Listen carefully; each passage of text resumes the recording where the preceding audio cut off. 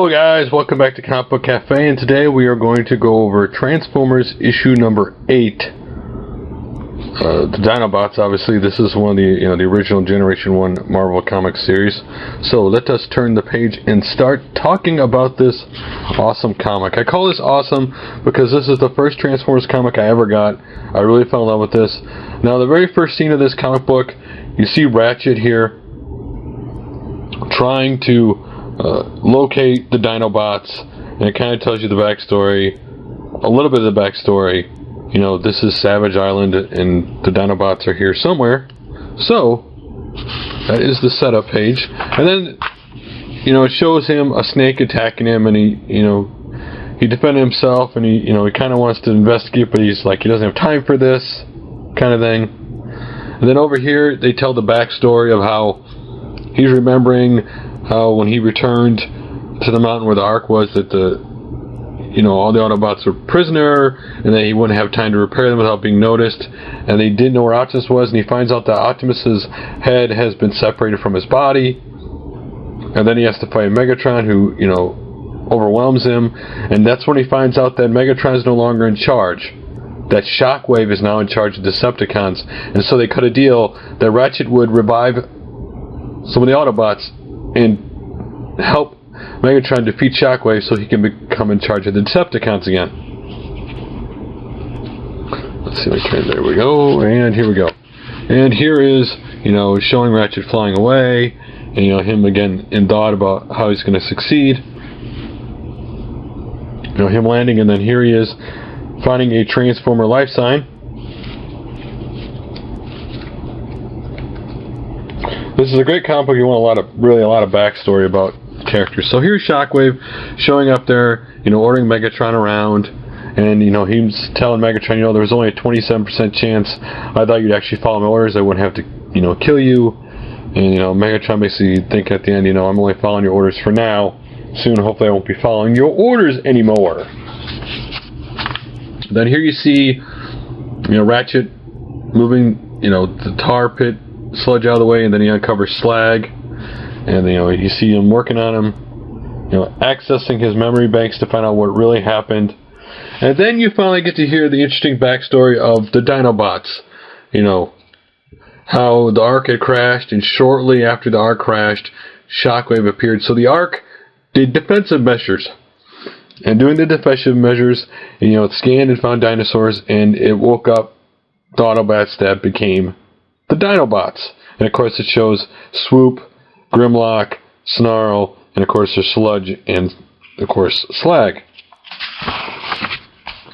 And then it shows the Dinobots confronting Shockwave, and how at first they look like they're doing really good, but then they find out Shockwave was just toying with them. And you see them throwing him here, and then you see them all fall off this cliff, of course, down into the tar pit where they all were, him shooting at him, and of course Snarl, not being very bright, decides to bring the whole thing down on top of them. And then it shows the rock falling on the Dinobots. It shows where they think Shockwave has been defeated, and then he accesses, and he's thinking to himself, and then Slag wakes up, and of course, since the last thing that happened was they fell in the tar pit, he was being defensive, thinking he was getting attacked.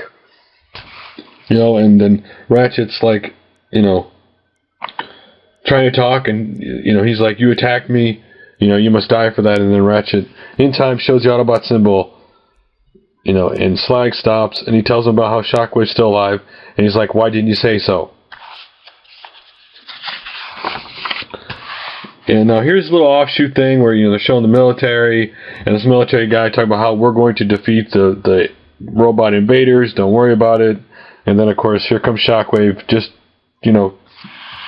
basically annihilating them real easily, of course, with this tank. And then, he shows up where Soundwave is, and, and then what he's doing here with Optimus Prime is in these comics, he's, accessing the Matrix, making 6 new Decepticon life forms for the next generation of Decepticon, as Shockwave calls it.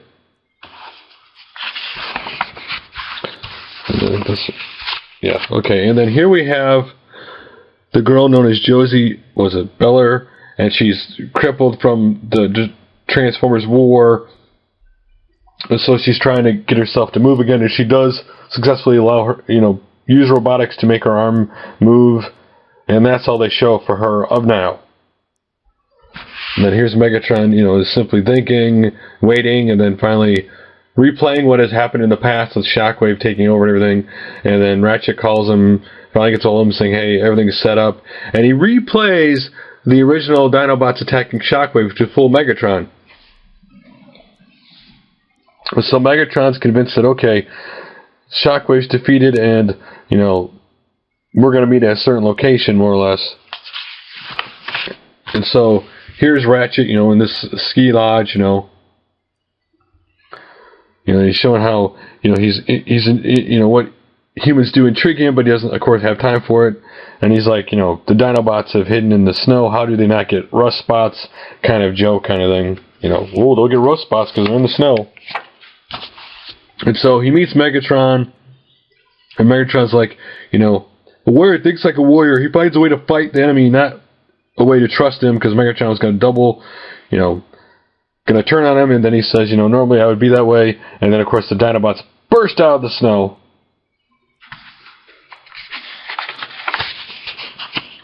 Here they are getting ready to confront Megatron, and Megatron's like, you'll die for this Autobot. And then, they all attack, and they're scared seeing something going on. They're not sure what's going on. But then a big fight ensues. Megatron, whomps on one Dinobot, shoots Swoop out of the air, hits Grimlock. Again, Megatron's no joke. You're going to have to bring a lot to take him down. Beats up another Dinobot, and of course, Ratchet's like, wow, you know what? We're not going to defeat him. He's going to defeat everybody. I got to do something. What am I going to do? And so he's thinking what to do, and Megatron's standing there, and he decides to run at him and hit him. And of course, doesn't even budge Megatron. Megatron's like, making fun of him, of course. But the land eventually gives away, Megatron falls, and then he transforms into a little gun, of course, to take the impact. And they say he disappears in the white substance, which of course is snow. And then you see the Dinobots like, why did you need us here for? You did all by yourself, Doc. And Ratchet's like, well, I wasn't sure I could do it, wasn't sure myself. And he's like, no. And then Dinobot's like, let's go take care of him for good. And Ratchet's like, no, let's go take care of our friends, the other Autobots. And he's thinking, I don't think we'd have a second chance against Megatron, because he won't be surprised the second time. And then we lastly go back to Josie Beller in the hospital, and they show her shooting the TV with that thing she made, and showing her talking about revenge, because she'll become Circuit Breaker in the next comic.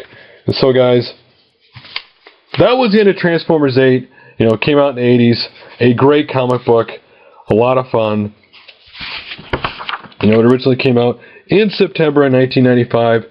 Great comic book if you're a G1 fan. I will talk to you guys the next comic book soon. Bye for now.